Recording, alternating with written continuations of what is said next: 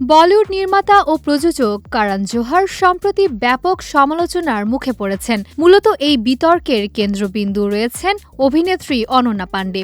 ঘটনার সূত্রপাত call me বে সিরিজের দ্বিতীয় সিজনের প্রচারণা অনুষ্ঠানে, যেখানে করণ জোহর আচমকাই অনন্যার শরীরের পেছনের অংশে স্পর্শ করেন।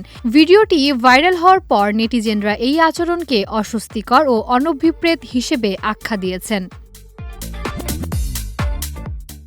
ভিডিওতে দেখা যায় অনন্যা পাণ্ডে কথা বলার সময় আচমকাই করণ জোহর তার পেছনের অংশে হাত দেন। অনন্যা কিছুটা চমকে উঠলেও দ্রুত হাসি মুখে পরিস্থিতি সামলে নেন এবং পাপ্পারাজিদের সামনে করণ জোহরের সঙ্গে পোজ দেন।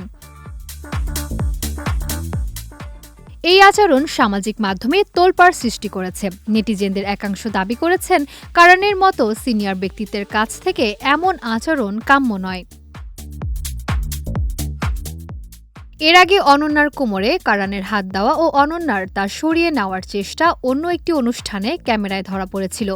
বারবার একই ধরনের আচরণের পুনরাবৃত্তি হওয়ায় করণের মানসিকতা নিয়ে প্রশ্ন তুলেছেন সমালোচকরা। যদিও এই ভাইরাল ভিডিও বা বিতর্ক নিয়ে এখন পর্যন্ত করণ জোহর বা অনন্যা পাণ্ডে কোনো প্রতিক্রিয়া জানাননি। এই ঘটনার পর সামাজিক মাধ্যমে নেটিজেনরা করণ জোহরের আচরণ নিয়ে ক্ষোভ প্রকাশ করেছেন। অনেকে বলেছেন, বিনোদন জগতে পরিচিতি থাকা মানে ব্যক্তিগত সীমারেখা অমান্য করার অধিকার দেয় না।